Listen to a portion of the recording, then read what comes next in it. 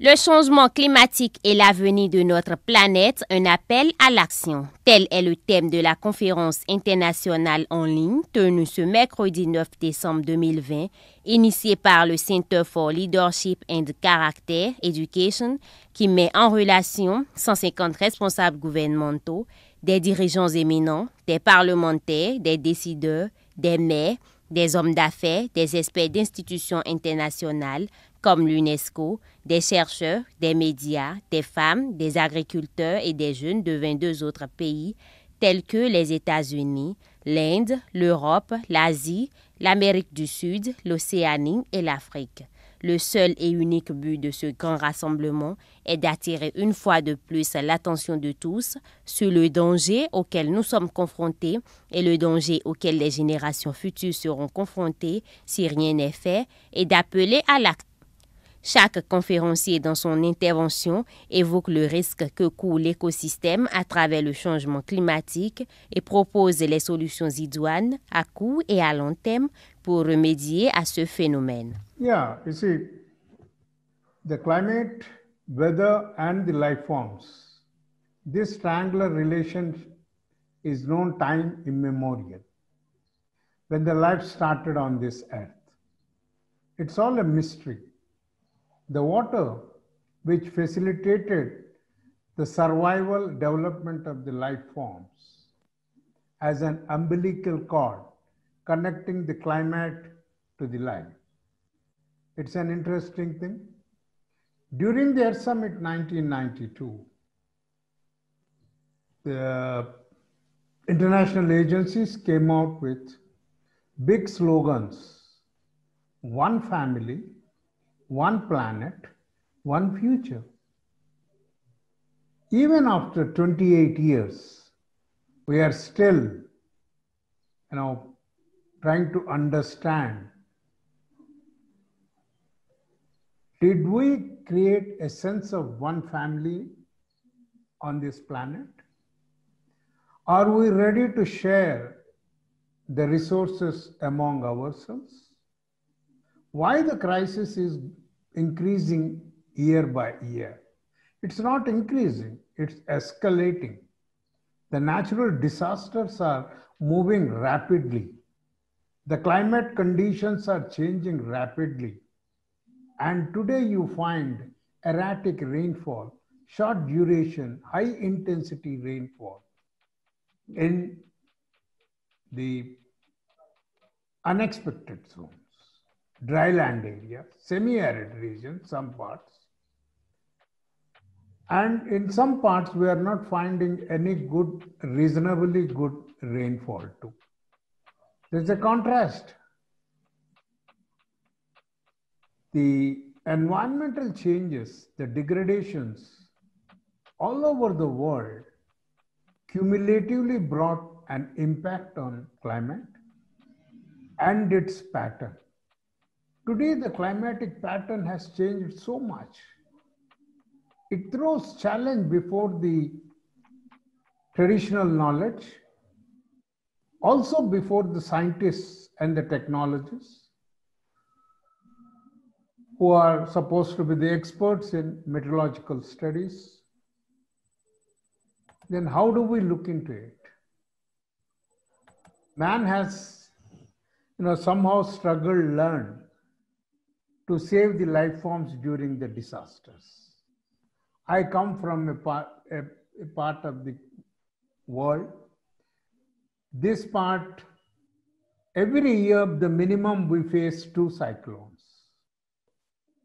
We are able to save the life to the maximum, but the economic losses we are facing every year, which pushes us more than half a century back into the development arena. Then how do we look into these things? Why we are not able to come out with? It's already 5 years. All the member countries in the UN have signed an agreement, accord in the Paris Agreement. And every country claims that it is almost achieving the targets and all. I'm yet to come across the targets, benchmarks, measurable benchmarks at any given level on this world. And unfortunately, whenever we talk of climate change, whenever we talk of disasters and the impact, we only talk of energy, solar energy, and the business. Why people are not thinking on the water? How do you survive without the water? You may survive without the energy, that I challenge. But without the water, no life form can survive. There is very little debate on the water sector. More than 50% of the population is deprived of protected drinking water and environmentally safe sanitation all over the world. Then still we think of energy.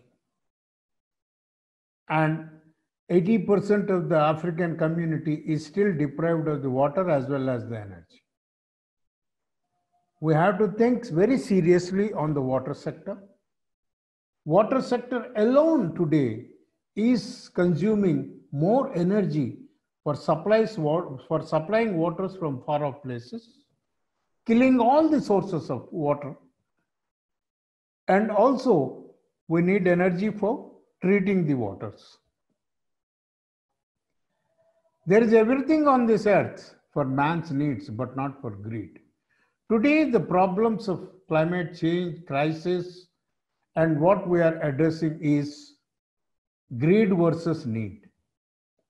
We need to look into the equitable distribution of resources. And nowhere we have established what is called the sustainability indicators in terms of climate change. In terms of climate change adoption, where are the policies? Where are the executive guidelines in the respective countries?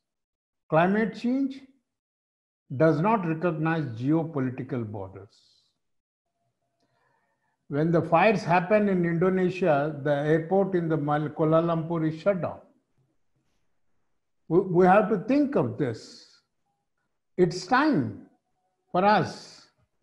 It is time for the civil society. It is time for the people across the borders to explore the possibilities of joining the hands and developing partnerships in addressing the climate change crisis. Yes, there are several reports on it and several people are talking about it, but awareness has increased, but there is no action. I think I congratulate Philbert for this conference where we are focusing more on the action part of it. It is time. We have to think of transnational issues across the boundaries. South Asia has its own transnational issues. Africa has its own. Zimbabwe, where five rivers come from different countries. We have to think of this. We need to look. Africa particularly, it throws greater challenge on those who can't speak, who can't represent the wildlife, flora and fauna. Are we talking about their share in the water sector? It's time. It's time that we should come out, join across the borders and start working on it.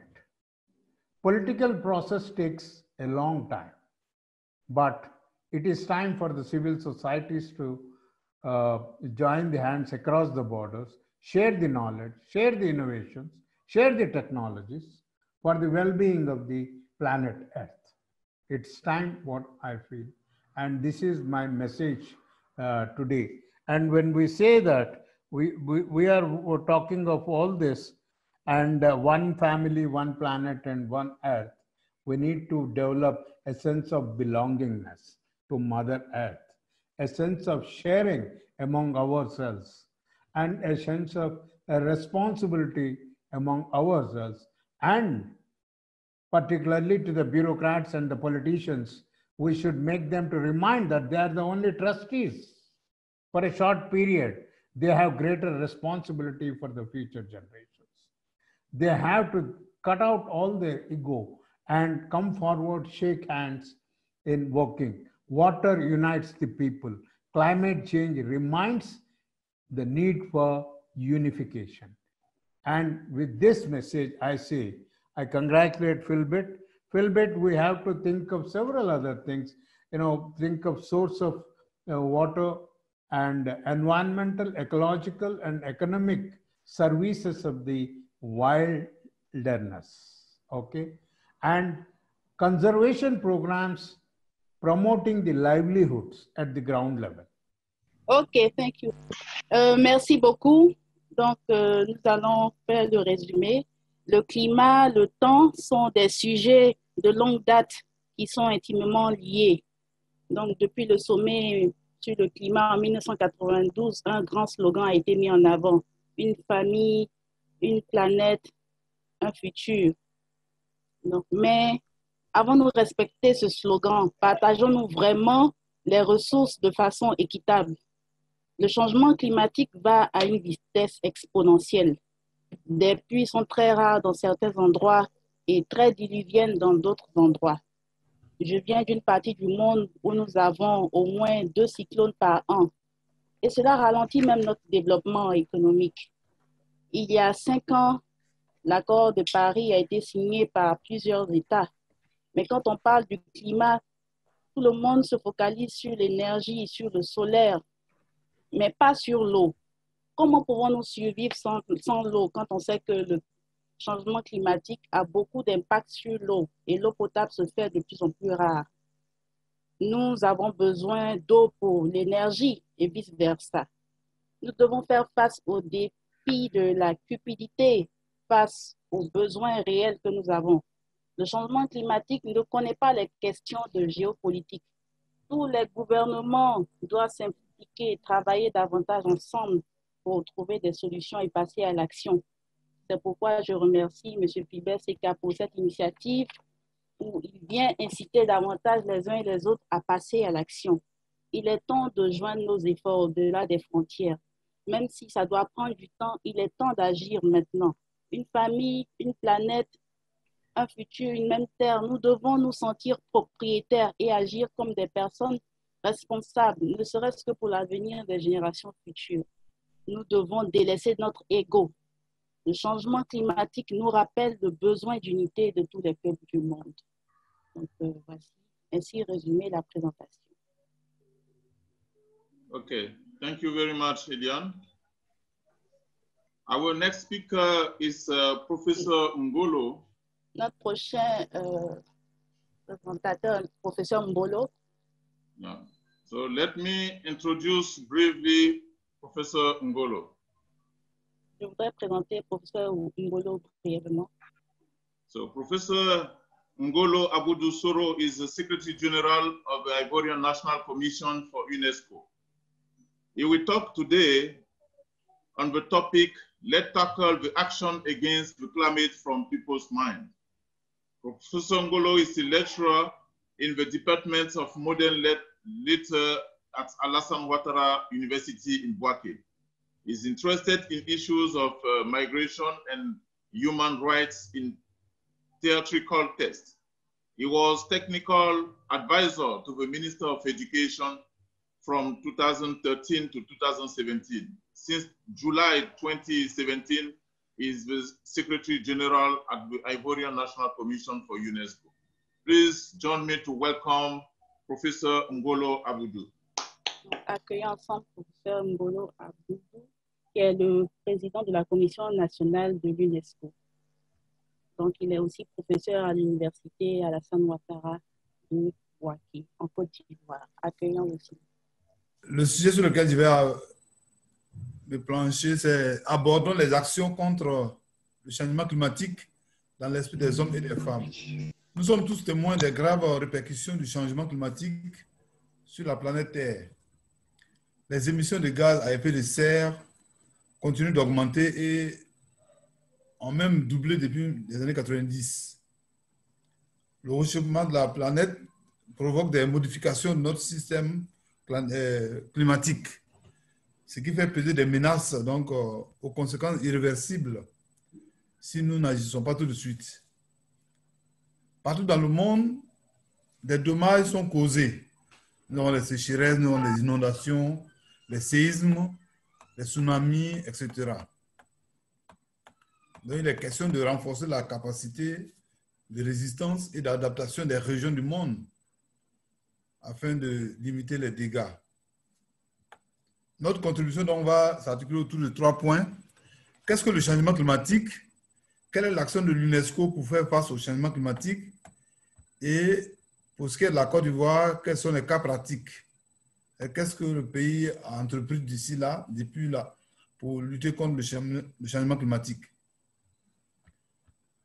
Je pense que pour ce qui est du changement climatique, tout le monde sait déjà que le changement climatique, en fait, c'est le dérèglement à l'échelle de la planète du climat. Et ce phénomène est dû aux gaz à effet de serre rejetés en excès dans l'atmosphère par les activités humaines. Le changement climatique est donc lié aux activités des hommes, telles que l'utilisation des combustibles fossiles, l'exploitation des forêts et même les activités comme l'élevage et l'agriculture également. En tout cas, il s'agit en général de toute activité qui exerce une influence sur le climat et qui fait augmenter la température de la Terre. Ce sont des activités qui libèrent beaucoup de gaz à effet de serre et qui viennent donc s'ajouter aux gaz déjà présents dans l'atmosphère, ce qui renforce l'effet de serre et le réchauffement de la planète. Qu'est-ce que l'UNESCO entreprend pour faire face au changement climatique? Nous pouvons sérieusement comprendre que les polluants, tout ce qui est rejeté dans l'atmosphère, contribue à faire avancer, à aller vers le changement climatique et à causer des dommages à la vie de l'humanité. Donc, l'UNESCO a entrepris des politiques d'envergure dynamique de lutte contre le changement climatique. Et parmi ces politiques, nous avons une action dynamique à la base à partir de l'éducation au développement durable. L'éducation au développement durable est implémentée dans les écoles associées de l'UNESCO. Et ce sont des politiques qui aident les gens à comprendre et à faire face aux défis du changement climatique. Cette éducation au développement durable augmente des connaissances sur le climat au sein de la jeunesse et encourage des changements dans leur attitude et leur comportement. C'est une éducation qui aide à s'adapter aux tendances liées au changement climatique également. Et cette éducation permet de prendre des décisions éclairées. Donc, c'est une sensibilisation de la jeunesse qui doit jouer un rôle essentiel dans l'accroissement des capacités des communautés en matière d'atténuation et d'adaptation au changement climatique. Également, il s'agit de préparer les femmes et les hommes à adopter leur style de vie au changement climatique. L'EDD, comme on le dit, l'éducation au développement durable, s'exerce ou bien simplement dans les écoles associées, qui sont un réseau d'écoles à partir du primaire jusqu'au secondaire, qui sont appelés réseau des écoles associées. Il y a une plateforme internationale où les établissements coopèrent. Et ici, cette éducation au développement durable fournit donc aux individus, leur permet de réaliser 3 dimensions du développement durable. Un développement économique, un développement environnemental et sociétal. C'est un processus d'apprentissage tout le long de la vie qui fait partie intégrante de la qualité et du renforcement des dimensions cognitives. Et cette formation est holistique et transformatrice. Elle englobe les contenus et les résultats de l'apprentissage, la pédagogie et l'environnement éducatif. L'EDD est reconnu comme un catalyseur essentiel de tous les ODD et atteint son but en transformant la société et permet de lutter efficacement contre les changements climatiques. Également, nous intégrons ce qu'on appelle l'éco-citoyenneté dans les mœurs. L'éco-citoyenneté, c'est le comportement individuel ou collectif consistant à observer les principes et les règles destinés à préserver l'environnement. Pour que le citoyen intègre l'environnement dans ses comportements de tous les jours, il faudrait qu'il connaisse celui dans lequel il vit et qu'il soit bien sensibilisé aux impacts de son comportement sur cet environnement. Donc, l'éco-citoyenneté vise à permettre à l'individu de connaître son milieu et d'être sensibilisé aux impacts de son comportement sur son environnement, afin que lui-même devienne défenseur de son environnement. Au-delà de ces deux actions, nous avons cette synergie d'actions où tous les domaines de compétences de l'UNESCO sont mis à contribution pour lutter contre le phénomène du changement climatique.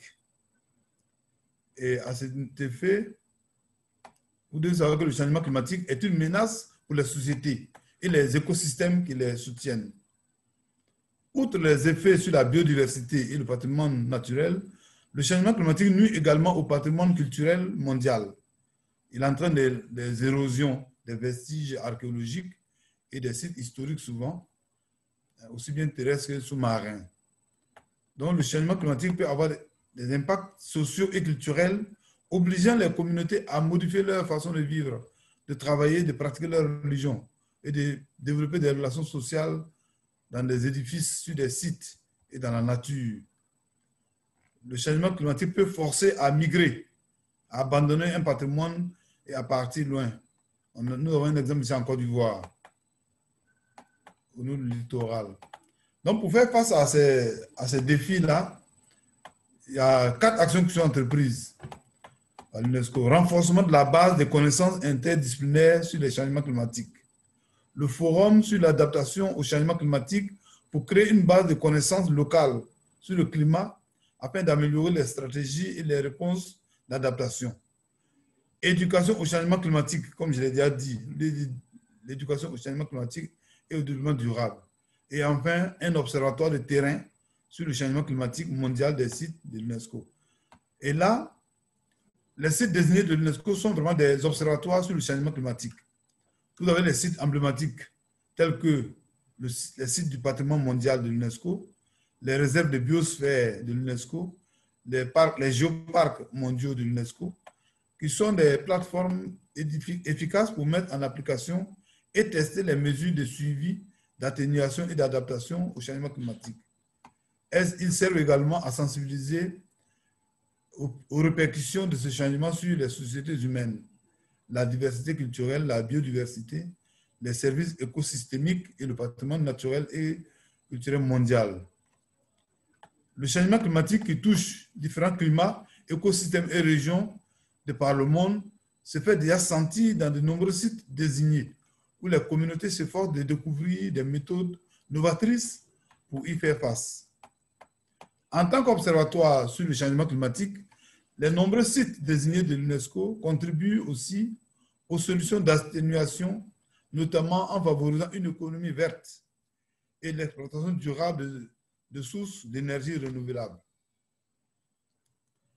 Ces sites jouent également un rôle de sensibilisation aux répercussions du changement climatique sur les sociétés humaines et la diversité culturelle, sur la biodiversité et les systèmes écosystémiques et sur le patrimoine naturel et culturel mondial.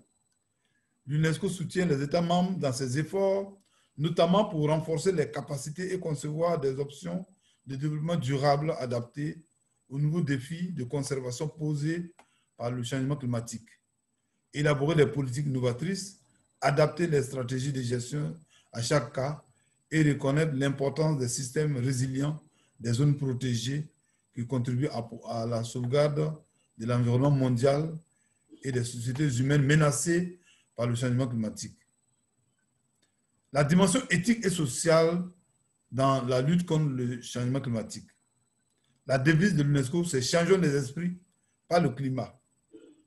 Cette devise vise non seulement à souligner l'urgence d'aborder la problématique du changement climatique dans une perspective plus large, mais aussi à souligner que l'éthique est au cœur du problème. Ce processus de changement d'opinion commence par un changement dans la façon dont nous mesurons la réussite économique, élaborons les politiques publiques et éduquons les générations actuelles et futures. Les dimensions éthiques et sociales de nos choix de croissance et de développement sont au cœur de ce changement. Quelles valeurs choisirons-nous pour nous guider ou pour guider nos choix économiques, politiques et individuels. Dans quel type de société voulons-nous vivre et quel monde voulons-nous transmettre aux générations futures? Ce n'est qu'en intégrant la dimension éthique dans les politiques et les récits sur le changement climatique que nous pourrons mieux faire face au changement climatique et planifier nos actions pour faire face à ces impacts négatifs associés. Outre la dimension éthique, le changement climatique est également un défi social. Comprendre le changement climatique et y répondre exige donc une contribution importante des sciences sociales et humaines. Mais pour venir au cas spécifique de la Côte d'Ivoire, qu'est-ce qui est fait en Côte d'Ivoire pour lutter contre le changement climatique? La Côte d'Ivoire dispose, en plus d'un ministère des eaux et forêts, qui s'occupe des questions. Vous avez 1 minute. OK. Nous avons également un ministère en charge de l'environnement et du développement durable. Et au niveau de l'éducation nationale, le ministère a intégré dans les curricula la question de l'éducation au développement durable. Et le ministère également a adopté une nouvelle discipline qu'on appelle l'éducation aux droits de l'homme et à la citoyenneté. Ce sont donc des éléments qui permettent de mettre en œuvre l'ODD 13. Parce que ici, la question qui est dressée, c'est la question de l'ODD 13. Prendre d'urgence des mesures pour lutter contre les changements climatiques et leurs répercussions. Et en Côte d'Ivoire, nous avons une loi a été adoptée en 2017 relative à l'aménagement, à la protection et à la gestion du littoral. Comme je l'ai dit, on a des cas pratiques ici où le littoral est en train d'avancer, l'érosion de l'eau du littoral pose problème et il y a des vagues qui se déplacent par faute donc, de ce phénomène où l'érosion entame le littoral. Et il y a une loi qui a été prise pour protéger ce littoral et pour protéger ces personnes qui vivent dans ces situations. Enfin, nous avons des réserves de biosphère de l'UNESCO, nous avons des réserves naturelles également que l'État a délimitées, nous avons des forêts classées qui constituent des observatoires. En conclusion, nous dirons que le changement climatique est un défi mondial majeur qui nécessite une action concertée de toute la communauté internationale. Un discours politique d'incitation à l'éco-citoyenneté qui édifie le sens des responsabilités pour que tous se sentent concernés dans la lutte contre ce phénomène.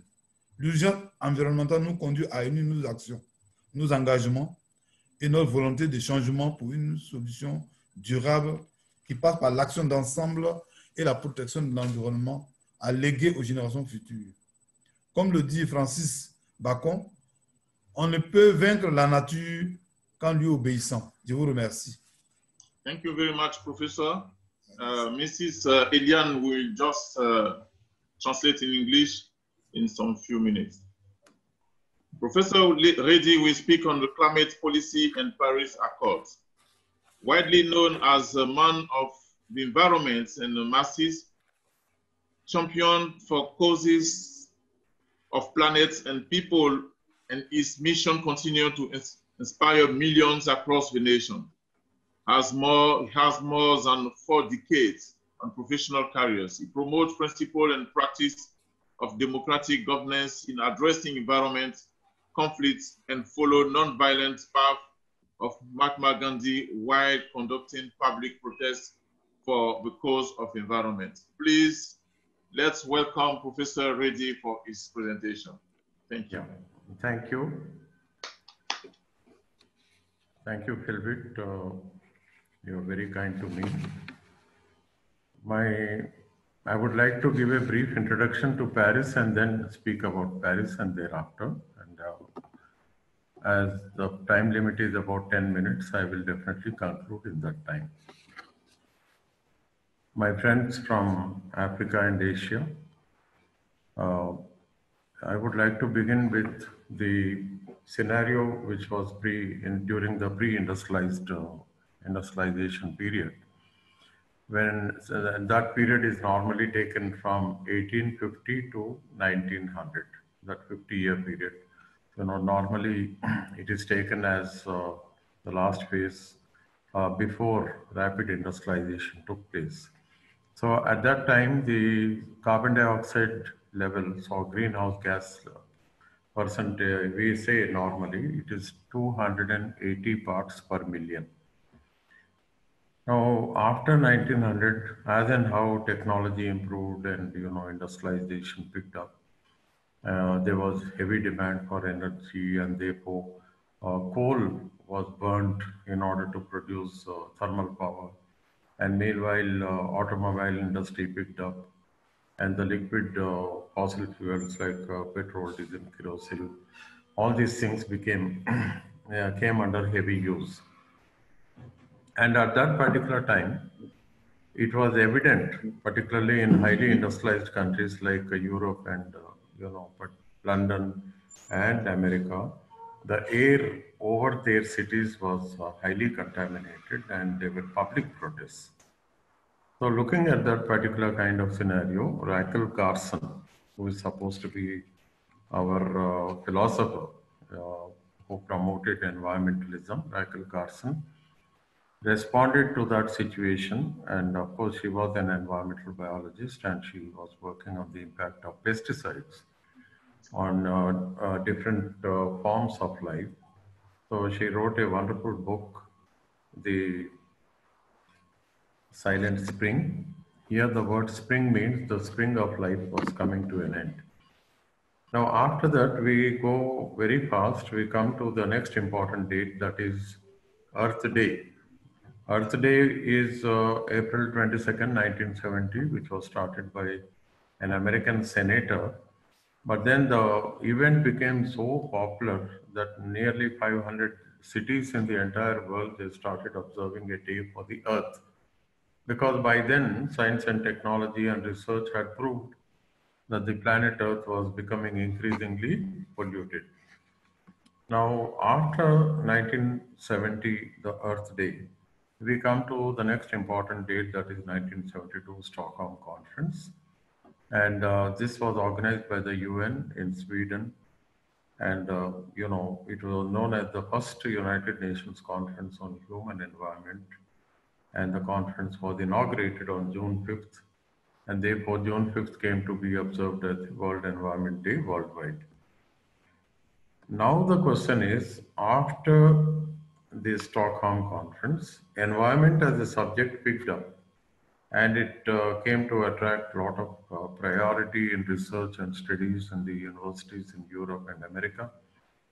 And after that, there was never a looking back, and the world started discussing this subject. And several PhDs and articles and books were being published in their millions. And it was known by 1975, 1980, it was already known that there were 5 major issues that were affecting the planet Earth. The first one is the depletion of the ozone layer. Second is global warming. Third is the loss of biodiversity. Fourth is spreading desertization. And the fifth is the danger posed by nuclear reactors and nuclear bombs. Our problem is directly connected to the second one, that is global warming. Now, what is global warming? The temperatures of the planet Earth increase in proportion to the percentage of CO2 and other greenhouse gases that accumulate in the Earth's atmosphere. And this was, the implication is that the more the CO2 in the air, the greater the global temperatures, that will result in climate change, and that will impact lives throughout the planet Earth. So there were a lot of studies being done, and meanwhile, United Nations organized in 1992 a global conference once again in Rio de Janeiro, and that is known as the Earth Summit. And there, they took this subject, the whole world, they met very seriously, and they adopted the World Commission report, and they wanted to act on, that is, the action was supposed to be initiated. Now, when it came to action, in 92 itself, in the 1992 Rio conference itself, they adopted an action plan known as Agenda 21. And subsequently, from the year 2000 to 2015, the United Nations gave the world a new prescription, and that was the Millennium Development Goals. And from 2016 to 2030, we have the era of the Sustainable Development Goals. Global warming and climate change occupies a major recommendation.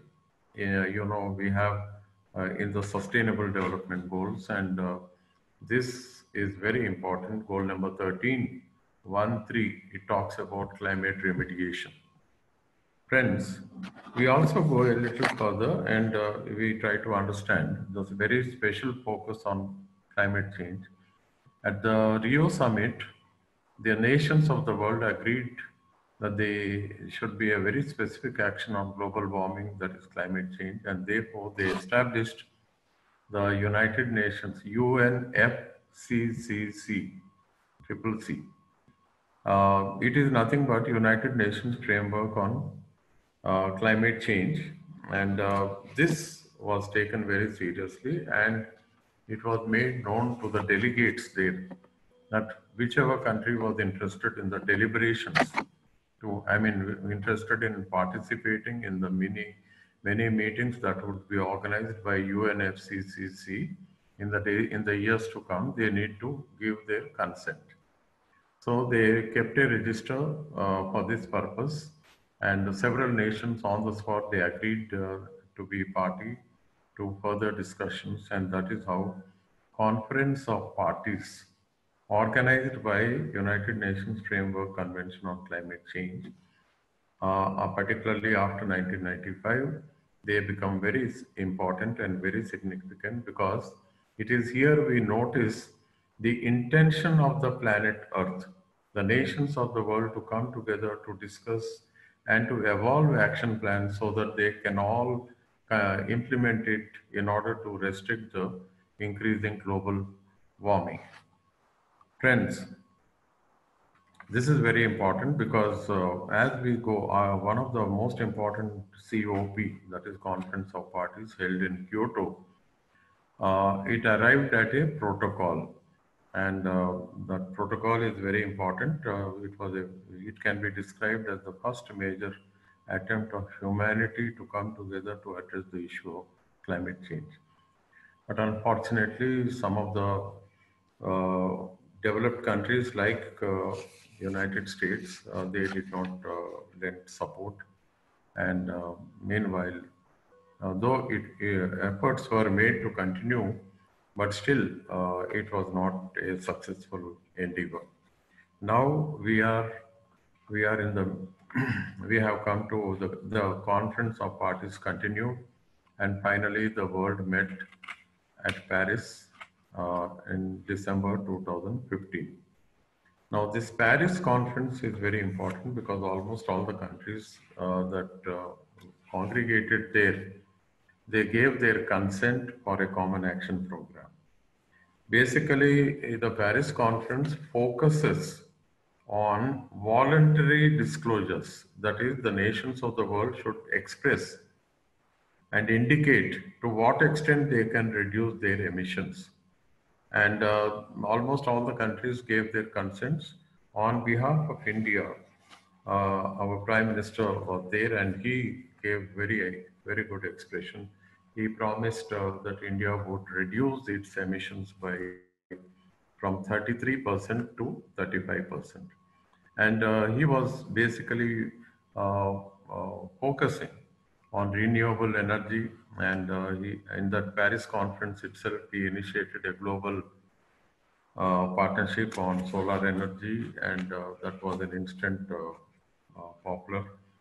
And then, of course, simultaneously, the government of India took up a massive campaign in India to reduce the energy usage in all companies, corporates, municipal corporations, and so on.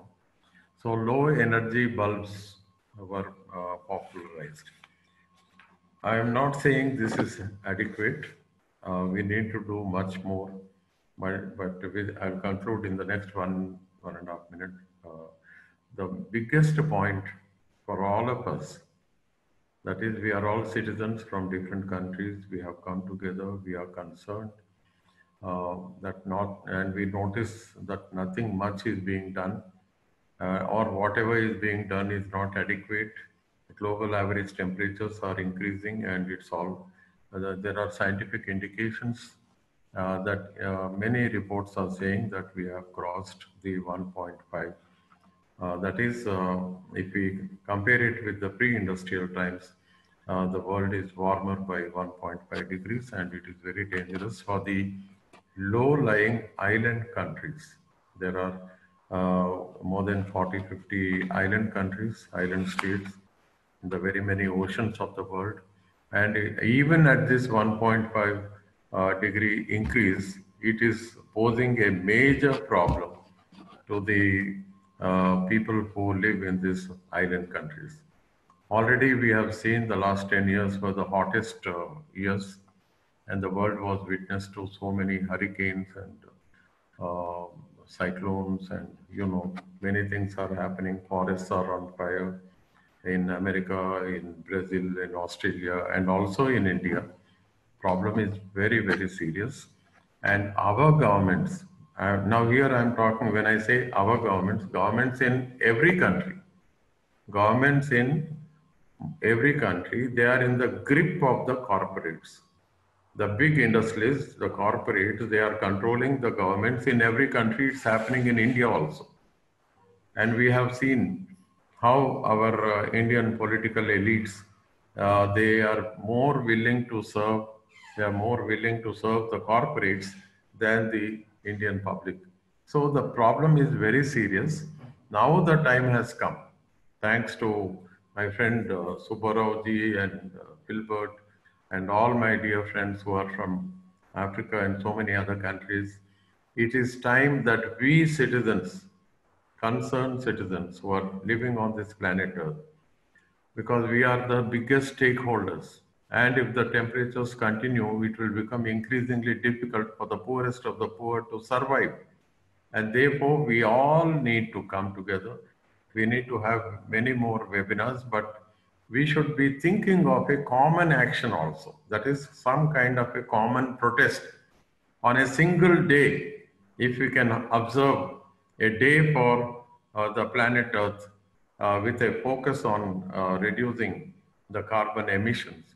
Yes, we have to create the pressure, and I'm sure when nearly 100 countries come together and give voice to their concerns, the United Nations also will take notice, and that will lead to, a speedy implementation of Paris Accord. Otherwise, governments are all the time more busy, and there is a very strong petroleum lobby. There is like a coal lobby. There's all kinds of lobbies in every country. And they would always try to mislead the governments, and because they have money, they can lobby and they influence public policies. That is why we have to become an alternate lobby, public voice. Let us all come together, and we need to take this struggle further. I'm thankful to Filbert and my dear friend Subbarao Garu. This particular program is being, it's on the YouTube, and we have to assert, and in a very democratic way, non-violent way, we have to sensitize the world for a common action. Thank you very much. Okay, thank you very much, Professor. Thank you very much. Let's go with Engineer Rapi Kalulu from Democratic Republic of Congo. So, Engineer, it's your time to speak. I would like to introduce Engineer Kalulu. Engineer Rapi Kalulu Mangombe is a Congolese from the Democratic Republic of Congo, teacher and specialist in satellites, passionate about audiovisual. He will embark on the design and marketing of satellite dishes. This will enable him to sign distribution contract for DSTV, Telesat, Canal+. The engineer will also put his technical skill at the service of Radio Television Matadi from its creation, and will later join Raga Television. In 20 2010, Engineer Rapi Kalulu launched his own television channel called OREV FM TV. Please join me to welcome Engineer Rapi Kalulu as our next speakers.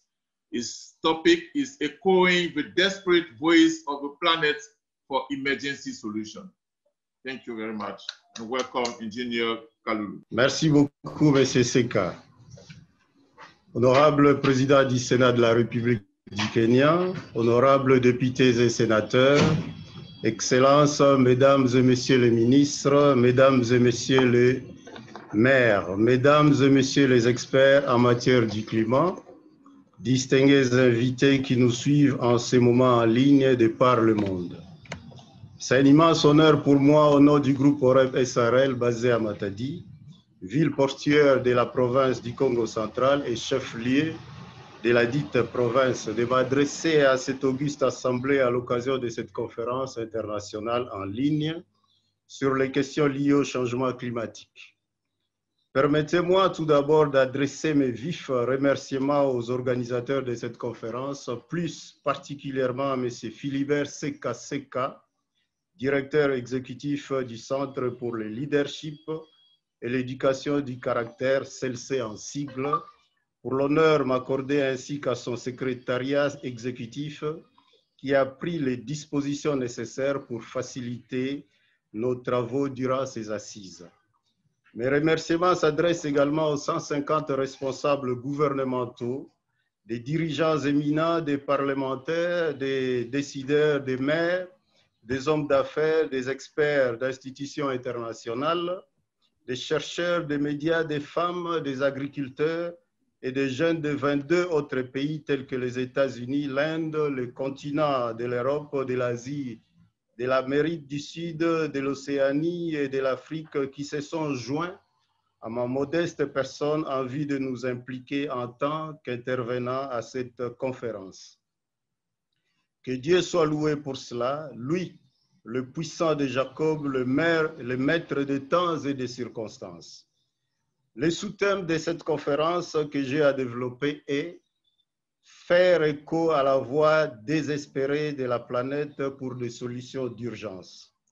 Honorable Président du Sénat, Mesdames et Messieurs distingués invités, le changement climatique représente le plus grand défi auquel l'humanité est confrontée depuis les 4 dernières décennies. La menace que fait peser le réchauffement global sur les sociétés humaines et les écosystèmes est croissante. Cependant, avant de prendre des décisions importantes qui vont nous permettre de réussir cette conférence, cette occasion est pour moi un moment propice de nous rappeler ceci. Excellences, Mesdames et Messieurs, à vos titres et qualités respectifs, prenons le courage de le dire tout haut qu'en dépit du fait qu'il soit l'apogée de la création de Dieu, l'être humain reste et restera une des créatures parmi tant d'autres de notre Dieu. Son éloignement de Dieu Tout-Puissant, créateur de toutes choses, le pousse à l'orgueil démesuré, le laissant croire qu'il est capable de répondre ou de trouver des solutions au changement climatique et bouleversement de ce monde. C'est lui qui a la clé et les guides de l'univers visible qu'invisible, qui a les regards portés sur toute la terre et qui est le maître des temps et des circonstances, s'appelle le puissant de Jacob, le Dieu omnipotent, omniscient et omniprésent. Rien que par ses attributs, d'une main ou d'un doigt, voire d'un souffle, il peut arrêter ces changements. Peut-on demander à une maman d'un nourrisson malade, maman non pédiatre, d'administrer un traitement à son bébé ou de l'amener auprès d'un spécialiste? Pour nous qui lisons les Écritures saintes, référons-nous à Amos 4, du 6e au 9e verset, et revenons à celui qui a annoncé depuis tous ces événements que nous vivons. Honorable Président du Sénat, distingués invités, le changement climatique met en mal les efforts qu'engagent nos gouvernements pour atteindre les objectifs du développement durable prônés par l'ONU. Les pays les moins avancés n'émettent qu'une faible quantité de gaz à effet de serre et pourtant subissent de plein fouet les effets néfastes du changement climatique, alors même qu'ils n'ont pas suffisamment de capacités pour s'adapter au réchauffement global. Dans le souci de faire écho à la voix désespérée de la planète pour des solutions d'urgence, de même pour faire écho au silence de ces nourrissons malades qui subit les assauts des éléments étrangers au fonctionnement de son organisme, sans avoir la force de réagir et la compréhension de la situation qu'il traverse, nous aurons d'abord besoin des informations qui sont exactes, pertinentes et fournies en temps réel sur le réchauffement climatique dans le monde. Pour mettre fin à tous ces désastres du réchauffement climatique, mettons d'abord Dieu au centre de toutes choses.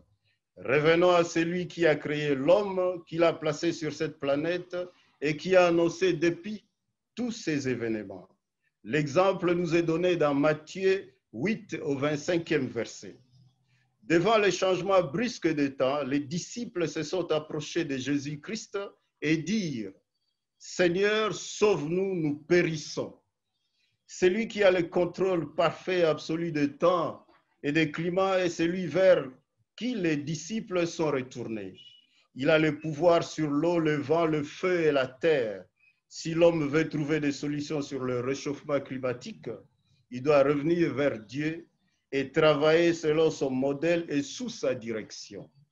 Car c'est lui qui décide, qui détient tous les secrets des œuvres de sa création. Et pour illustrer la réponse que lui donne au réchauffement climatique, je vous demanderai de lire Jérémie, 17e chapitre, 17e au 8e verset. Il n'aperçoit point la chaleur quand elle vient, et son feuillage reste vert. Il n'aperçoit point la chaleur quand elle vient, et son feuillage reste vert. Dans l'année de la sécheresse, il n'a point de crainte, et il ne cesse de porter du fruit. Pour réussir aussi dans ce que nous cherchons à entreprendre dans le cadre de ce réchauffement climatique, je vous demanderai de lire également Psaume 1er, chapitre du 2e au 3e verset. Évitons de nous asseoir en compagnie de moqueurs, de marcher selon le conseil des méchants. On ne se moque pas de l'Éternel. Ensuite seulement, nous aurons besoin de renforcement des capacités des acteurs des médias à couvrir le sujet du changement climatique pour aider nos pays à planifier et à mettre en œuvre des politiques nationales qui fonctionnent sur les terrains. Voilà l'occasion pour moi d'en appeler aux décideurs qui ont un rôle très important à jouer à cette demande urgente de prendre en compte les quelques recommandations suivantes. Améliorer l'accès des médias à des informations sur les politiques pertinentes au niveau local, national et international. Encourager les journalistes à effectuer des reportages dans des zones rurales et lors des réunions internationales. Faire participer les médias au processus d'élaboration de politiques et de plans liés à communiquer clairement sur le changement climatique.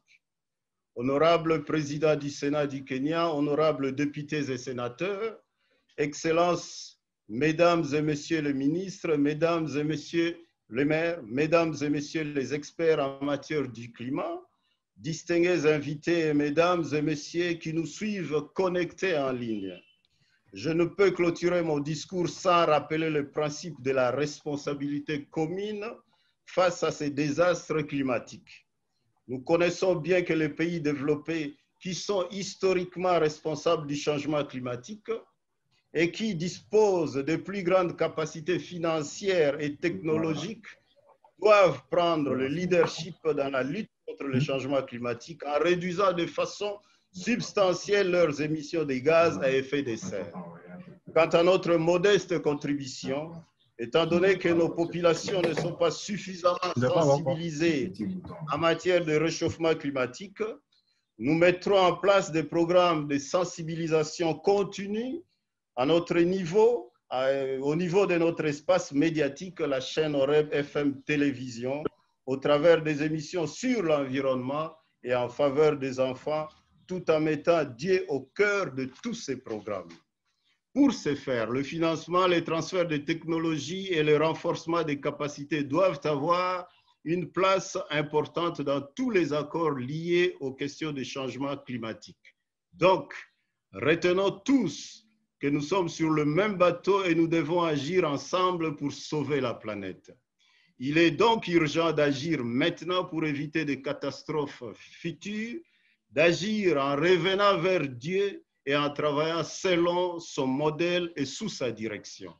Arrêtons aussi de dire que c'est le taux démographique qui est source de réchauffement climatique, car dans Genèse, premier chapitre, au 28e verset, on nous dit, le Créateur de toutes choses a dit, soyez féconds, multipliez, remplissez la terre et l'assujettissez.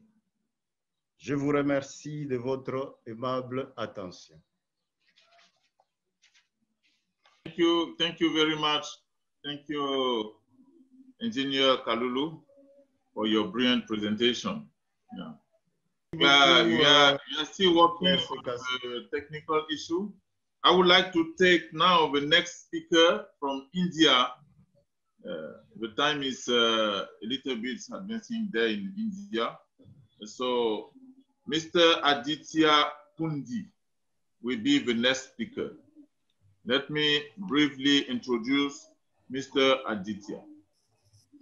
Mr. Aditya is a country manager for the Climate Reality Project in South Asia.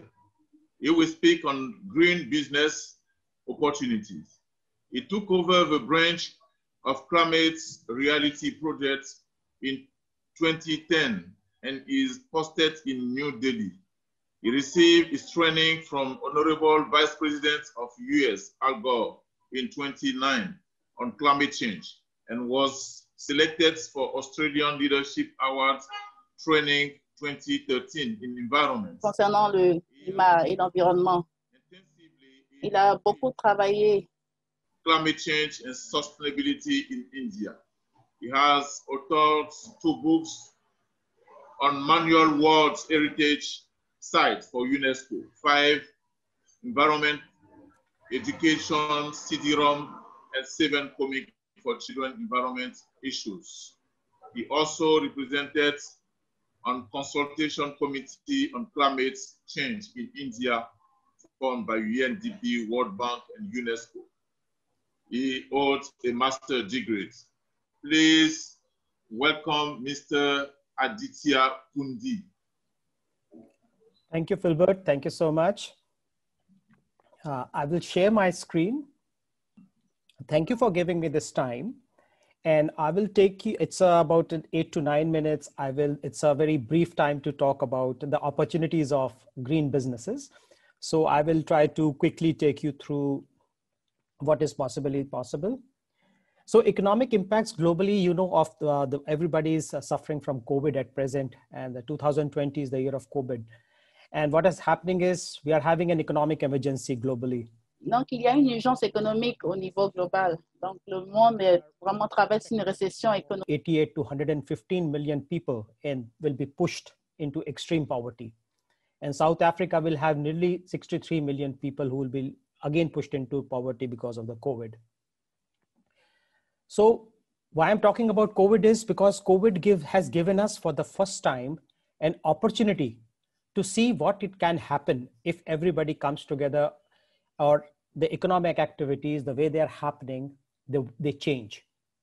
Well, if you see this graph I'm trying to show you, this came last week from the UNFCCC. UNEP is coming out with this graphs every year before the Paris talks begin. This is about the gap report, like how much the emissions have changed every year. So you see how much the emissions have dipped in March, April, May. So there was a huge dip of emissions, and it was everywhere visible. The rivers were cleaner, the air quality was better. So we know that in case if we can do business differently, there is a possibility that we can have a clean atmosphere and we can have good living conditions. But the challenge is very big today. Again, you briefly see out here in this graph, which came last week, that from the possibility that in case if by 2030, if we want to go up to 50% of emissions, and by 2050, we want to go into... D'ici 2030 à 2050, ce sont les estimations qui ont été mises. So, we are expecting a huge amount because we want to go by 2 degrees, what Paris Agreement says. Donc, but si nous respectons l'accord de Paris, nous pourrons diminuer jusqu'à 2 degrés. The emissions 32 gigawatts, that's the kind of emission we have to reduce. Donc, nous pouvons réduire considérablement. That is about 7.5% per year. D'à peu près 7%. So climate-friendly business recovery is what every... Donc, faire les affaires climato-compatibles, pour ainsi dire, de business qui est compatible au climat. So the economic recovery which we are expecting is that Europe has come out with a 750 billion euros plan and emission cutoff. L'Europe a déjà mis un plan de 750 millions d'euros. Joe Biden, the president-elect of US, has outlined a $2 trillion business plan for climate action. Président Joe Biden des États-Unis a aussi mis en place un plan de millions de milliards de dollars pour l'action climatique. The Prime Minister of India has also given a huge 20 lakh crore program, which is 10% of Indian GDP as an economic recovery. Le Premier ministre de l'Inde aussi a fait pareil en augmentant de 10% l'action concernant le climat au niveau économique, au niveau du PIB. So how do we plan green business? Can we change the growth mindset? Comment est-ce que ce business vert peut changer notre état d'esprit concernant la question du climat? The formula is that the emissions must go down, that is carbon and the pollutants must go down, and the ecosystems which are healing planet like forest, ocean, soil, atmosphere, they should go up. This is the formula. La formule, c'est que les émissions de CO2 doivent diminuer, la pollution atmosphérique doit diminuer. Dans le même temps, l'écosystème concernant la préservation des forêts, de l'océan, des sols, de l'atmosphère doit augmenter. La protection doit augmenter à ce niveau. The green business opportunity, which I will talk about, will be briefly in these 6 domains: clean energy, energy efficiency, water management, waste, food, and green transport. Donc, la gestion de l'eau, la gestion des déchets, l'agriculture et les transports. Talking about the clean energy, it is one sector which will probably give the maximum jobs in coming times in India, in Africa. There's a huge potential for clean energy, that is solar energy, wind. We have 24 million jobs by 2030, and 400% growth is expected in the renewables. That is how we are looking at it. Solar, wind, hydro, geothermal, biogas.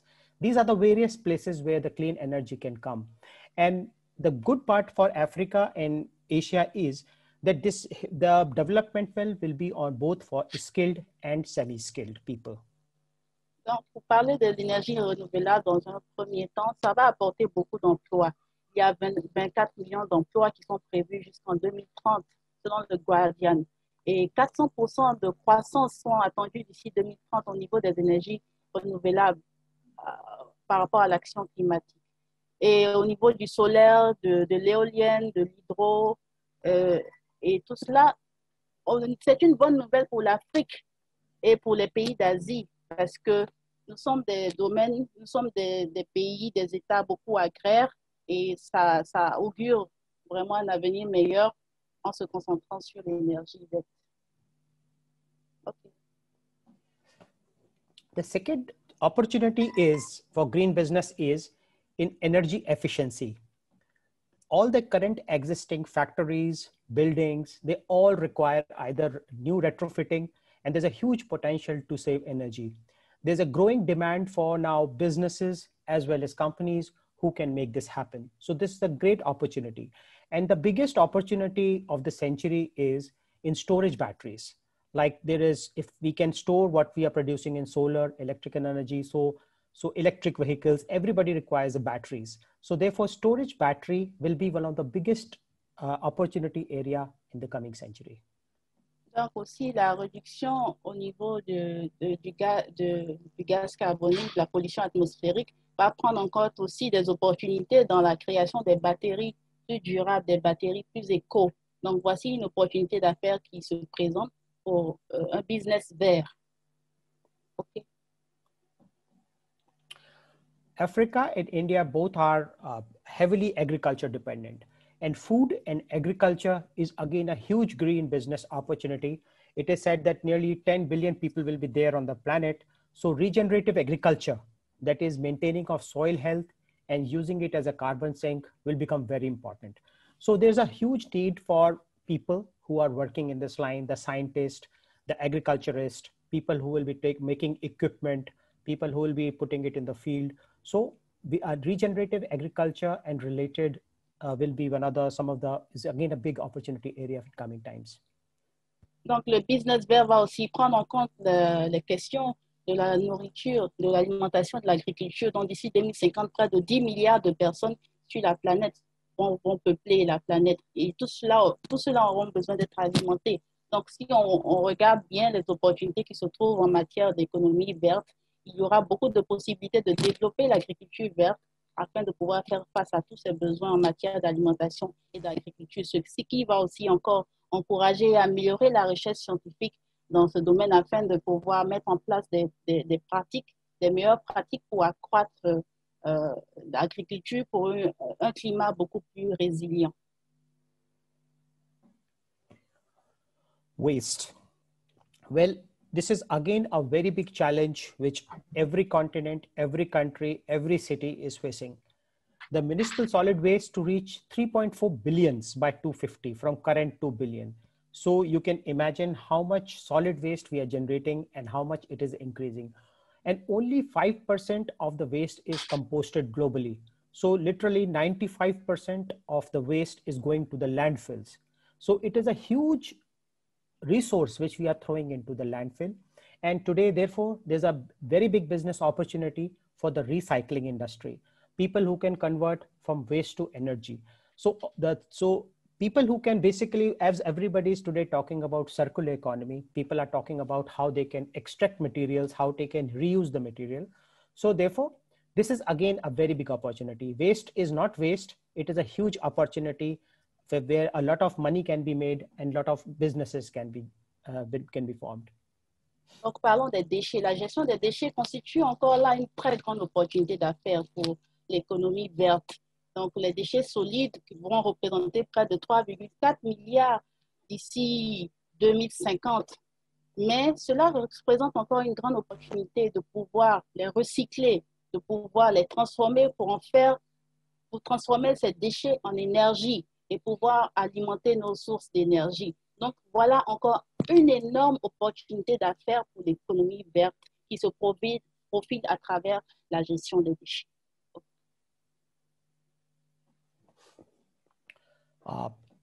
Water. Well, when we started the webinar today, Professor Rao Subbarao talked about water being a resource. Yes, water is a very big opportunity. The sustainable use of water in agriculture is a very big industry, is a very big opportunity. Rainwater harvesting, water recycling, wastewater treatment, water purification, storage, desalinization. Now, these are because what is expected with the climate change is that there will be a huge impact on the availability of water in coming times. So therefore, how well we can use the water, how much we can conserve, how can we desalinate, convert seawater into drinkable water. These will be the technologies which will be very useful. And a lot of people have already started saying that the water is the next oil. As the way we are caring for oil and the oil is important, similarly, water is going to be important in the 21st century. OK. Concernant la gestion de l'eau, voilà une opportunité très importante. Tout à l'heure, le premier panéliste avait parlé de la question de la gestion de l'eau. L'eau est très importante. Et il nous faut pouvoir transformer l'eau. Nous avons besoin de l'eau pour l'agriculture, pour l'industrie. Et nous avons des possibilités. Nous avons des possibilités. Mon petit qui n'a pas terminé. nous avons des possibilités d'eau à plusieurs niveaux que nous devons saisir. Donc, nous avons la possibilité d'utiliser de l'eau, de conserver de l'eau, de la recycler et puis de la distribuer. On dit que le pétrole est important, mais l'eau sera encore plus importante que le pétrole. L'eau deviendra une source d'énergie et une source de richesse pour tous les peuples si nous prenons cela au sérieux et si nous prenons les dispositions dès maintenant. This is a new revolution which is coming, and globally electric vehicles are becoming a rage, and everybody is talking about electrical vehicles. Tesla is leading the world. The share prices have gone up by 600% in the last 1 year. So railway engines, car, trucks, buses, ships, planes, everybody is going to turn towards clean energy in the coming 10 to 15 years or 20 years time. So therefore, this is a huge opportunity both to manufacture, and also all these things like trucks, buses, bikes, they require a lot of servicing. So a lot of people are involved who do the servicing, people who go look after sales and service, people who look after the charging stations, people who look after how it is to be, how the things to be commercially made viable. So all these things are going to turn electric in the coming time. And this is definitely a very, very exciting area where the young people can really take up good green jobs. And this is going to really change the way the transportation industry works. And not only this industry is one of the biggest industry in most of the countries in terms of consumption of raw materials, steel, manpower, and gives a lot of to GDP, anywhere between 5% to 10%. So this change will also be a huge opportunity for green business. OK. Concernant une autre révolution, nous avons la révolution de la mobilité électrique. Aujourd'hui, l'entreprise Tesla est leader dans le domaine avec les voitures électriques. Donc, nous allons vraiment vers une industrie verte dans l'automobile. Et c'est un exemple à suivre, l'exemple de Tesla. Et c'est vraiment un vivier d'opportunités pour les jeunes qui sont passionnés par l'ingénierie, par la mécanique, par l'électrique. Voilà une opportunité de pouvoir avoir du travail, de pouvoir exprimer leur talent tout en étant éco-compatibles. Et nous avons la possibilité de fabriquer des véhicules, de les recharger avec de l'énergie verte. Voilà tout un environnement économique, un vivier économique qui est en train de prendre forme sous nos yeux et qui va engendrer des millions et des millions d'emplois à venir. Okay. So, the greatest challenge I think for everybody is going to face in the coming century is very well said by this very famous biologist, Edward Wilson. He says, the great challenge of the 21st century is to raise people everywhere to a decent standard of living while preserving as much as the rest of the life as possible. So I think this is a message which we have to keep now in our mind as we move forward, because by 2050, there will be 10 billion people. And most of the population is going to increase in Africa and parts of India and some of these Asian countries. So therefore, it is very important when so many people are there that we are able to grow in a sustainable way and reduce our emissions. And that is the only way probably we can be able to do sustainable, all the 17 SDGs we will be able to meet. Thank you. Thank you. Merci beaucoup. Donc, nous avons un grand défi. Le grand défi du 21e siècle, c'est de pouvoir élever des personnes partout qui vivent un standard de vie décent et qui préservent dans le même temps la vie pour tout le monde qui peuple la Terre. Donc, ces propos de ce sage Edward Wilson viennent mettre en avant la nécessité de prendre les dispositions dès maintenant afin qu'en 2050, là où il y aura plus de 10 milliards d'habitants sur cette Terre, nous puissions dès maintenant prendre les dispositions pour vivre en harmonie les uns avec les autres dans un climat dans un climat favorable et dans une économie éco-compatible, climato-compatible. Merci beaucoup.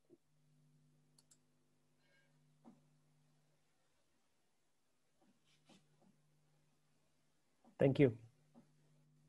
Thank you. Okay, thank you very much, Mr. Aditya. Okay, now you will go to the next speaker. That's Honorable Stella Mensah. Yeah. So, Honorable, can you on your video, please? allons... Le prochain intervenant, c'est l'honorable Stella Mensa. Honorable Stella Mensa Sassou-Nguesso is a member of parliament, mayor of the city of Kintele, of the Republic of Congo. Elle est membre du She is Parlement. born in Brazzaville, Congo. She studied in Congo and France. She holds a higher diploma in applied arts and model maker, humanist and faithful member of community life, committed politician, member of the National Assembly, mayor, ambassador of peace. She is the daughter of current president of the Republic of Congo. She is happily married with her 3 beautiful children. So please welcome Honorable Stella Mensa Sassou-Nguesso, who will speak on the topic, creating a city of clean environment. Donc, honorable Sassou-Nguesso va parler de comment créer un environnement éco-compatible pour les générations. Mon intervention va porter sur la présentation de la commune de Kintele et sur les problèmes environnementaux de cette commune. La commune de Kintele, créée par loi numéro 14-2017 du 16 mars 2017, est une commune de plein exercice, donc collectivité locale dotée de la personnalité morale et juridique, de l'autonomie de gestion et de la libre administration. Elle fait partie intégrante du département du Poul au Congo-Brazzaville. Cette ville est confrontée à de multiples problèmes environnementaux qui nécessitent l'intervention de plusieurs acteurs ou partenaires sociaux. Elle est située à la sortie nord de la ville de Brazzaville, à 30 minutes de l'aéroport international de Maya-Maya. Sa population est estimée à plus de 15 000 habitants, dont 70% sont constitués de jeunes. Elle est drainée par le climat tropical humide avec des précipitations abondantes, un relief peu accidenté où l'on trouve des plaines, des plateaux et quelques collines. S'agissant de sa végétation, elle est composée de plusieurs forêts et des savanes parfois herbacées ou arbustives. Dans la savane de Kintele, le sol est très fertile et se prête bien à la culture du manioc, des pins et des sapins. On y trouve également des cultures maraîchères. Au plan hydrographique, la ville est arrosée par plusieurs cours d'eau, tels le fleuve Congo, la rivière Djiri, la rivière Bilolo et la rivière Lifula. Les problèmes de la dégradation de l'environnement de la ville de Kintele sont l'existence de plusieurs têtes d'érosion, la déforestation, la pollution des eaux et du sol, la pollution de l'air, la destruction de la faune et de la flore, la présence des déchets.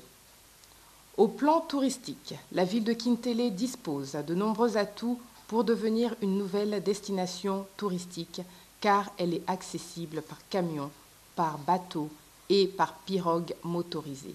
On trouve plusieurs infrastructures socio-administratives et touristiques comme l'île Feignant qui reçoit de nombreux touristes, le complexe sportif La Concorde de Kintele, un stade moderne ayant une capacité d'accueil de plus de 60 000 places.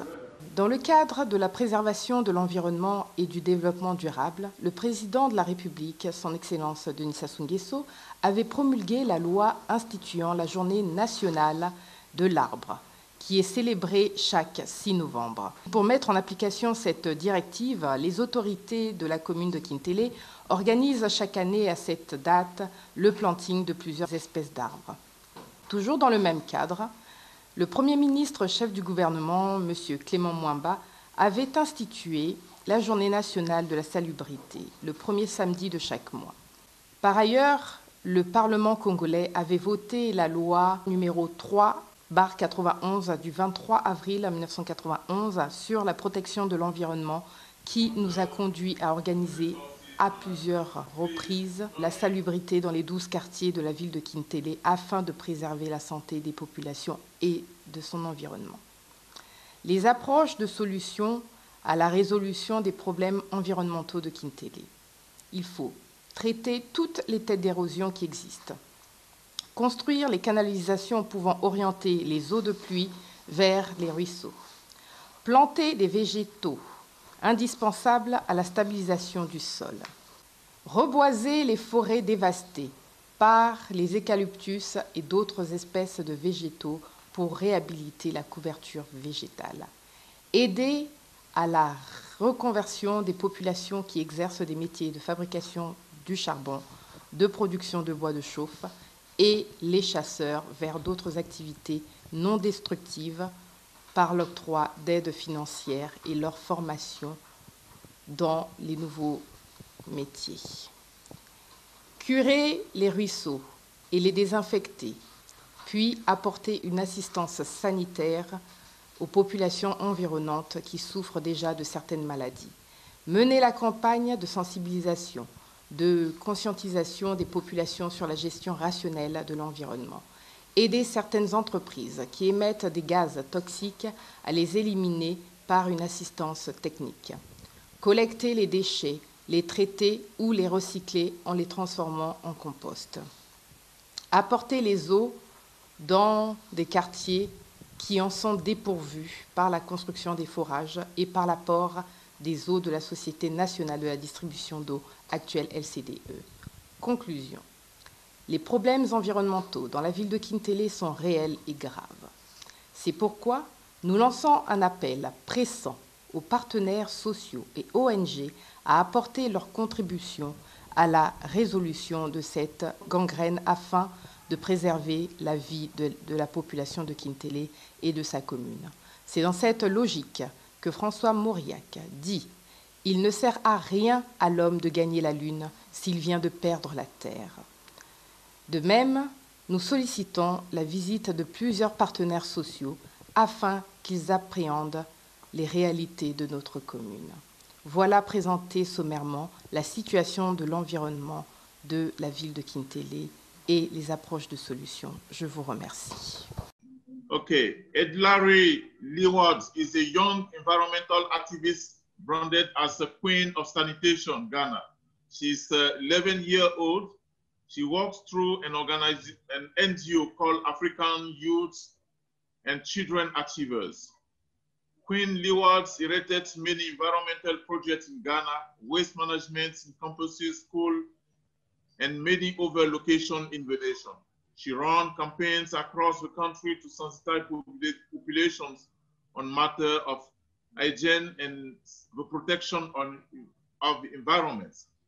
Queen Hilary is also civically engaged to combat the COVID-19. She donated COVID-19 pandemic medical supplies to help protect our frontline health professionals in Ghana. Queen Hilary collaborated with government ministers, several NGOs from Europe, America, and Africa, as well the medias to educate people on environment issues. She is a Young Ambassadors for Peace awarded by International Association for Students for Peace. Please join me to welcome Queen Hilary Leeward from Ghana. She will speak on the topics Mother Earth Planet is Sick, a cry from children. I would like to use this opportunity to extend my best regards to my role model, Grace Atambe, who is a Swedish global icon, environmental activist, and the US President-elect, Mr. Joe Biden, whose policy priority is to address climate change problems. My credit also goes to Mr. Al Gore as well. Before I start my speech on climate change, I'd like to extend my sincere condolences to the families who suffered losses globally in this deadly invisible COVID-19 pandemic era. My topic for this event is Mother Earth Planet is Sick, a cry from children.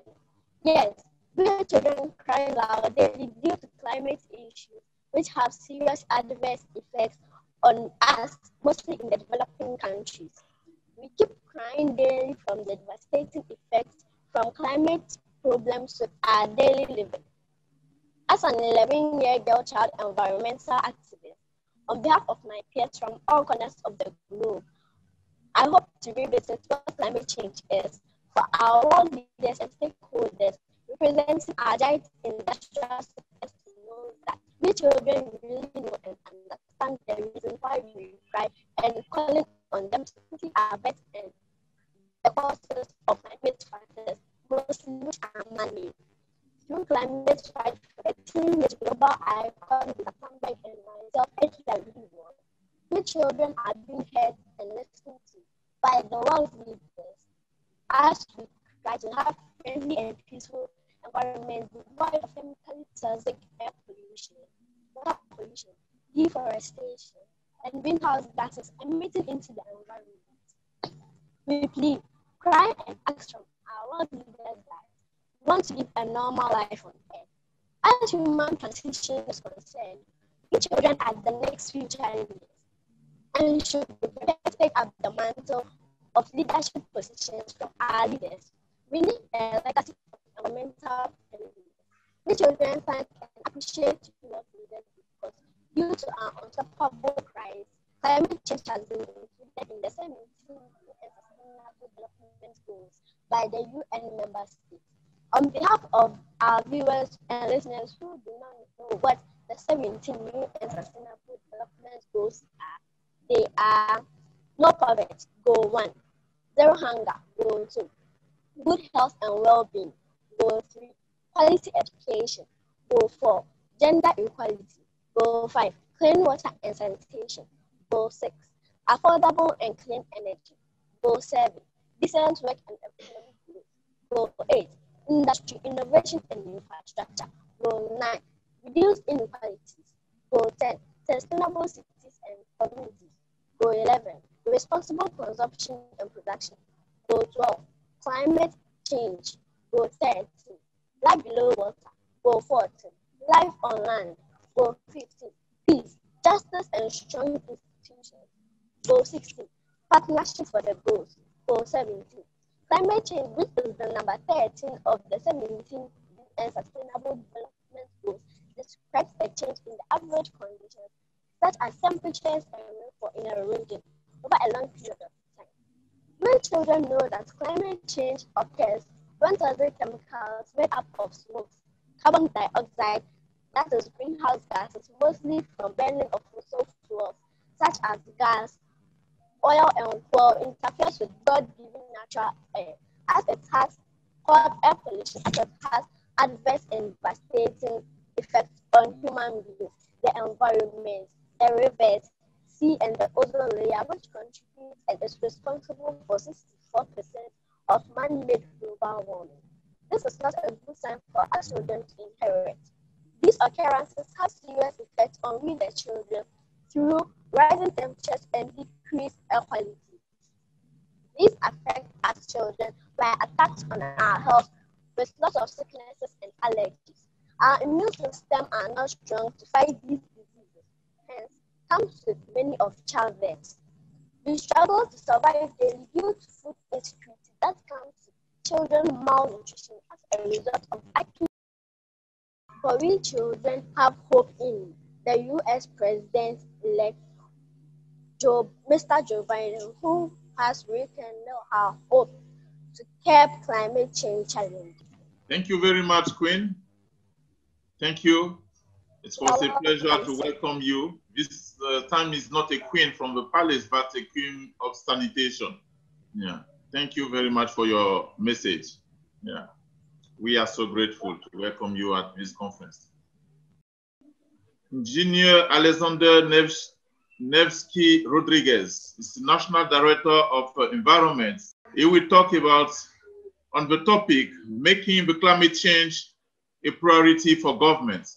Alexander Nevsky Rodriguez is an environmental engineer, graduated from the University of Aveiro, and a founding member of the nucleus of environmental engineering students at the University of Aveiro. He was part of the board of the Academic Association of the university and was also founding member of the first President Association of Cape Verdean Students of Aveiro. His professional life began in 2004, having worked for the first 2 years as a secondary school teacher and in the rehabilitation and inspection of water distribution network and hydraulic works. He joined the National Directorate for the Environment in 2006 as Director of the National Park of Fogo, where he remained until 2016. During this period, he participated and led several local and national commissions in the area of environment and land use.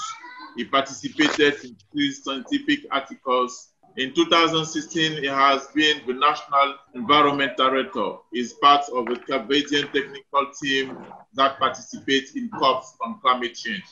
Please welcome Engineer Alexander Nevsky Rodriguez. Obrigado, Embaixador Filbert. Merci à l'ambassadeur Filbert.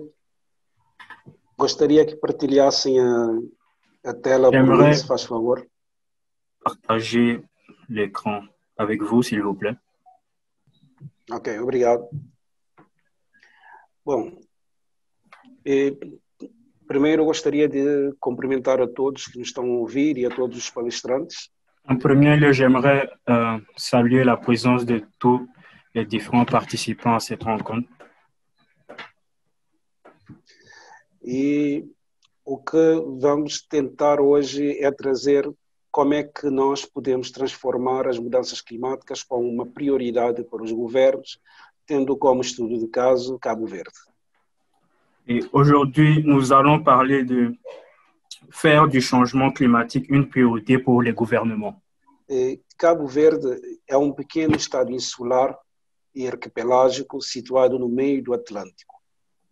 Le Cap-Vert est un petit pays situé dans la zone sahélienne. Insular e arquipelágico. Un pays insulaire. Sim, e com uma área de cerca de 4.000 km². Avec une superficie de 4033 km². E praticamente como todas as regiões sahélianas, tem 2 épocas do ano, uma extensa época seca e uma pequena época úmida. Et comme toutes les autres... Est-ce que vous voyez l'écran? Partilha da tela. Pode, Senhor, pode ver já... Pode passar? Sim, sim, já consigo ver. Pode passar. Est-ce que vous pouvez défiler, s'il vous plaît? Ok. A principal atividade econômica em Cabo Verde é o turismo, a agricultura e a pesca.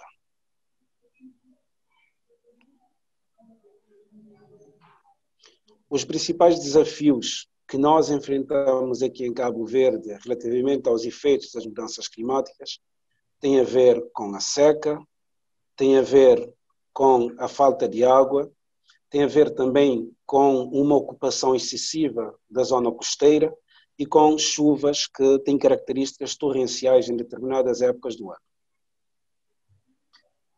Eu não sei se o intérprete está a fazer a tradução.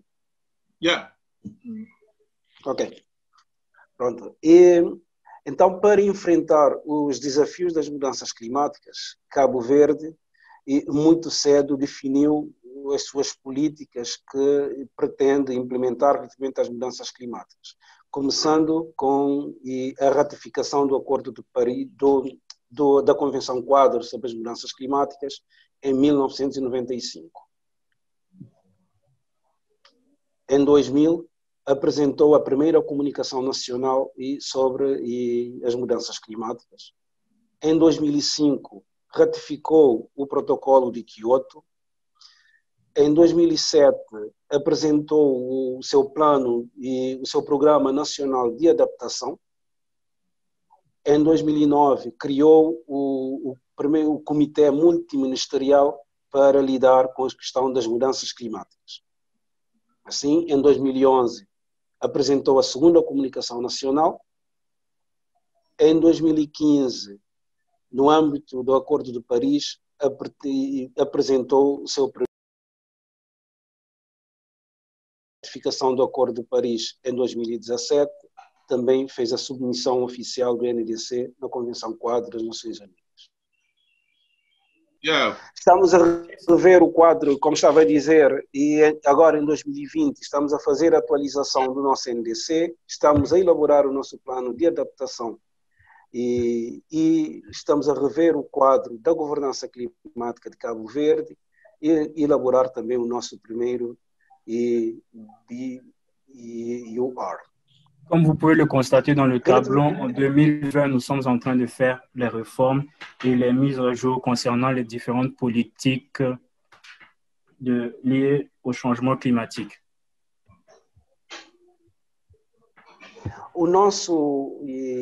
A nossa contribuição nacionalmente determinada foi submetida oficialmente em 2017 e tem 23 ações de adaptação e 40 ações de mitigação. Uma avaliação que Cabo Verde fez sobre a implementação do NDC mostra que 75% dos objetivos, das metas propostas no NDC e para 2030 estão alcançadas ou estão em caminho de ser alcançados. Só 3% das metas propostas é que o país não vai conseguir alcançar.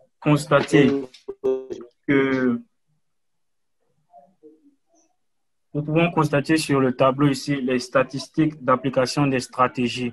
Nous voyons qu'il y a 27% de stratégies nationales qui ont été appliquées et 48%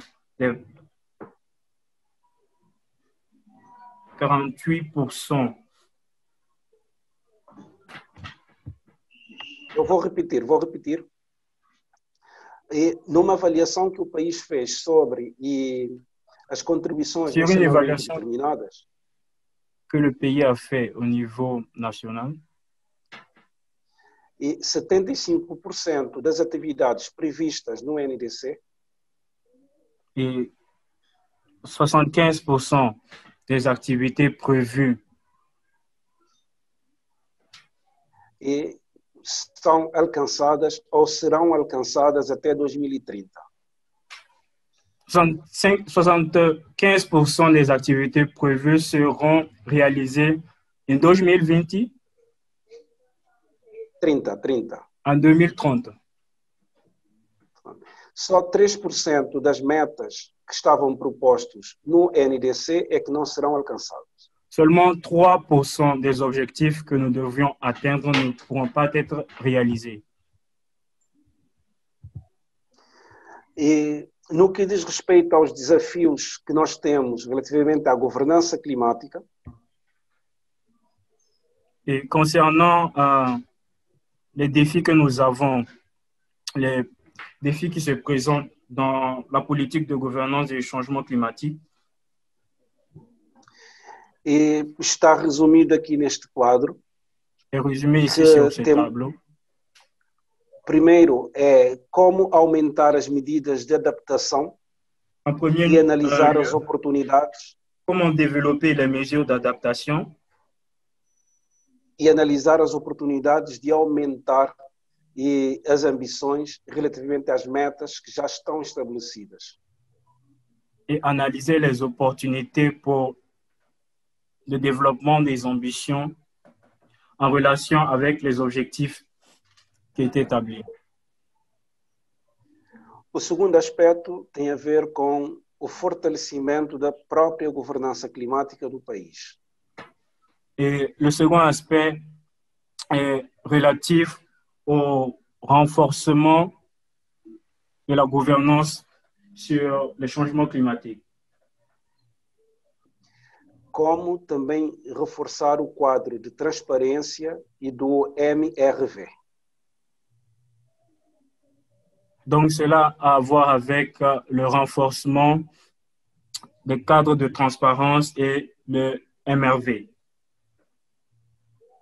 Relacionados com o inventário de gases de efeito de estufa, com as ações de mitigação, com as ações de adaptação e também com o suporte financeiro recebido pelo país. Ainsi que formuler des stratégies à long terme de réduction d'émissions de gaz à effet de serre.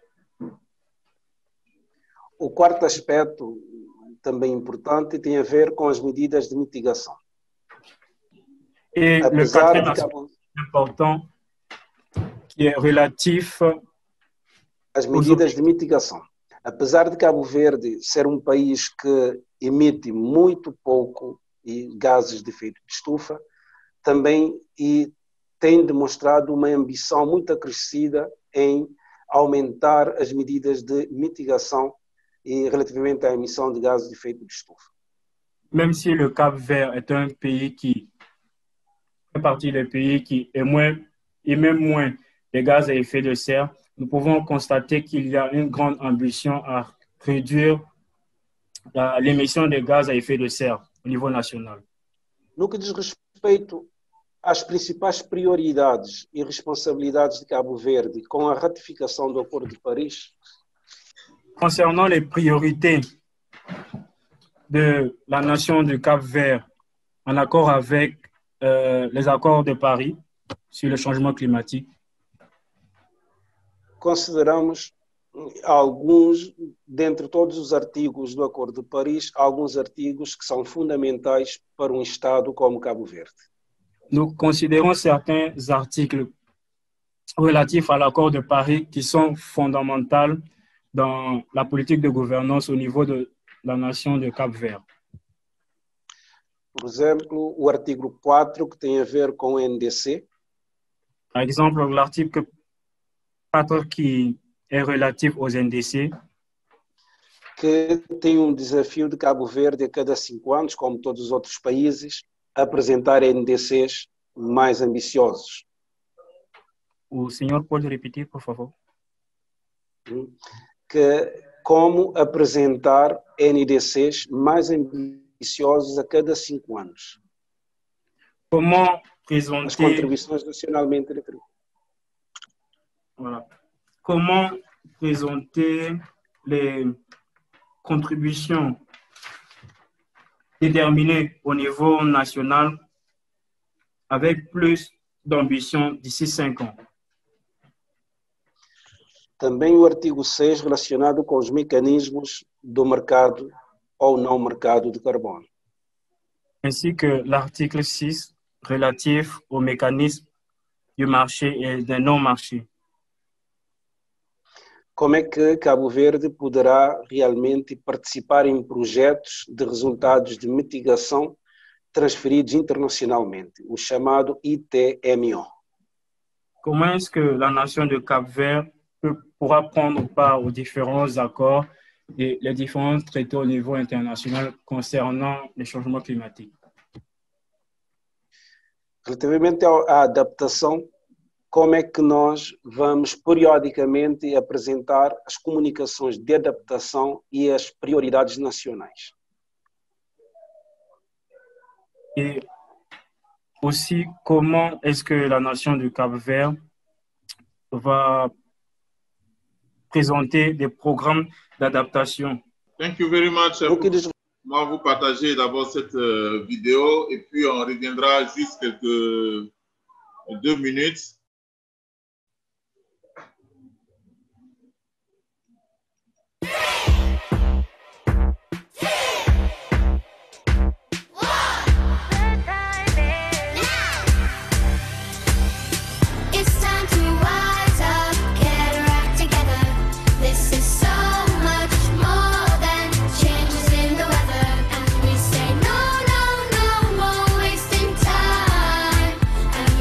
No, no,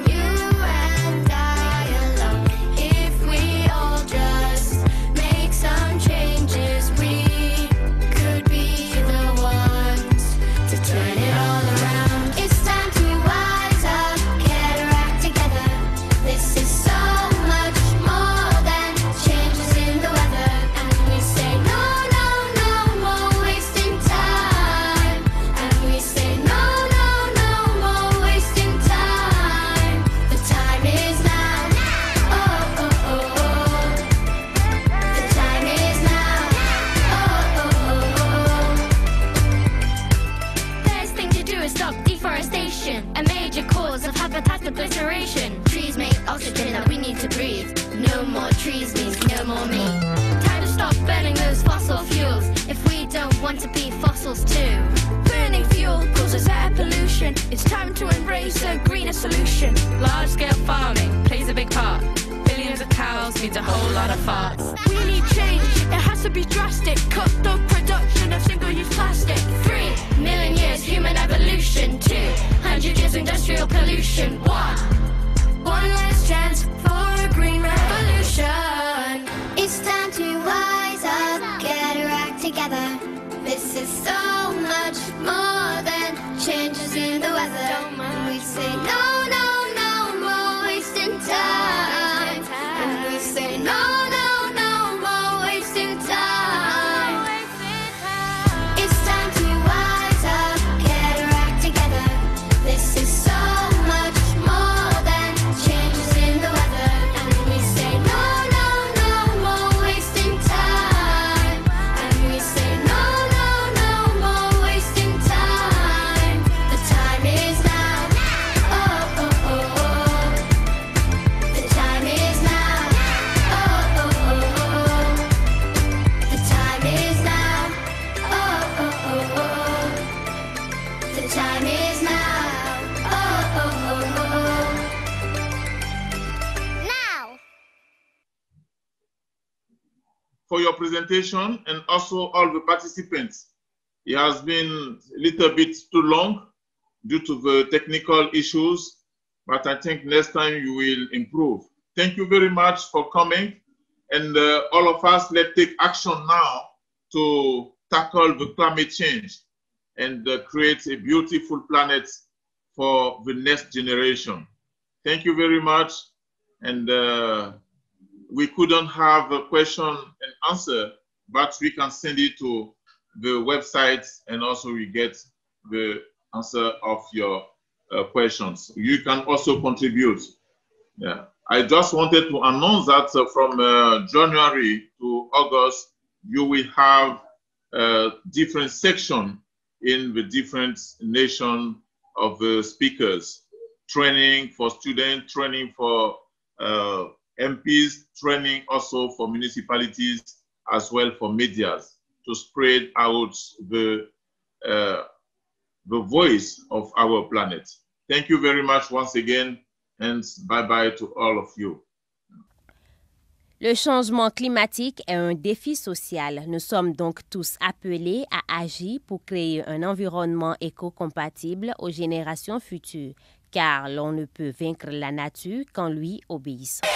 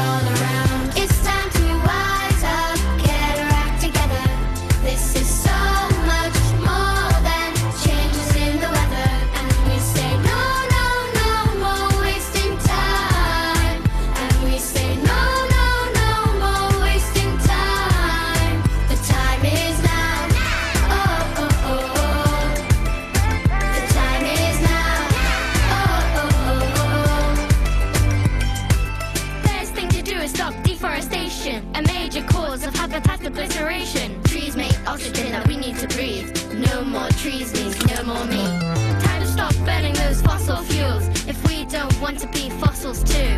Burning causes air pollution. It's time to embrace a greener solution. Large-scale farming plays a big part. Billions of cows means a whole lot of farts. We need change, it has to be drastic. Cut the production of single-use plastic. 3 million years human evolution. 200 years industrial pollution. One last chance for a green revolution. It's time to wise up, get our act together. This is so much